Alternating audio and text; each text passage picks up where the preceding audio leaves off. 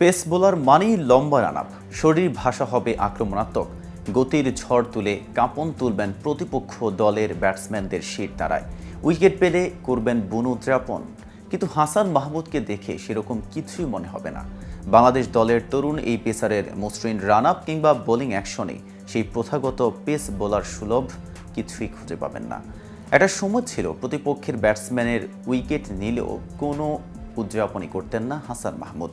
কিন্তু এবার হাসানকে দেখা গেল অন্য রূপে। পাকিস্তানের বিপক্ষে টেস্ট সিরিজে উইকেট পেয়ে নানান ভঙ্গিতে উদযাপন করতে দেখা গেছে ব্যাটসম্যানের জন্য মন কাঁদা হাসানকে। তবে কেন হঠাৎ হাসানের এই উদযাপন, কেন হঠাৎ দেখা গেল বদলে যাওয়া হাসানকে, এ বিষয়ে বিস্তারিত থাকছে প্রতিবেদনের বাকি অংশে। আর কেটিভি ক্রিকেট চ্যানেল থেকে আপনাদের সাথে আছে আমি মেহেদি হাসান। উইকেট নিয়ে হাসান কেন উদযাপন করেন না তা নিয়ে তিনি নানা প্রশ্নের মুখোমুখি হয়েছিলেন। ব্যাটসম্যান মন খারাপ করবে সেই জন্যই নাকি উইকেট পেয়েও উদযাপন করেন না তিনি। 2023 সালের এক সংবাদ সম্মেলনে কথাটা হাসতে হাসতে বললেও পরে সেটাই যেন হাসানের গলার কাঁটা হয়ে যায়। পেস বোলার হবেন আক্রমণাত্মক মানসিকতার খুনে মেজাজের, অথচ হাসানের কিনা ব্যাটসম্যানের জন্য মন কাঁদে। তবে পাকিস্তান সফরে অবশ্য অন্যরকম হাসানকেই দেখা গেছে। 2 টেস্টের 4 ইনিংসে 8 উইকেট নেওয়া হাসানকে দেখা গেছে উইকেট শিকারের পর উদযাপন করতে। মোহাম্মদ রিজওয়ানকে দ্বিতীয় টেস্টের দ্বিতীয় ইনিংসে আউট করার পর তো তাকে সেন্ড অফ দিয়েছিলেন হাসান। 24 বছর বয়সী এই পেসারের হঠাৎ বদলে একটা কারণও আছে।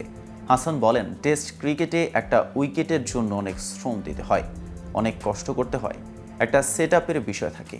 অনেক সময় ব্যাটসম্যানের জন্য 5 থেকে 6 ওভারের প্ল্যান থাকে, কিছু বল ভেতরে করে একটা বাইরে দেওয়ার বিষয় থাকে। ওইভাবে সেট করে একজনকে যখন আউট করবেন সেটার অন্যরকম মজা থাকে, তখন উদযাপনটা চলেই আসে। টেস্ট ক্রিকেটের আরেকটি ইতিবাচকতা খুঁজে পেয়েছেন হাসান।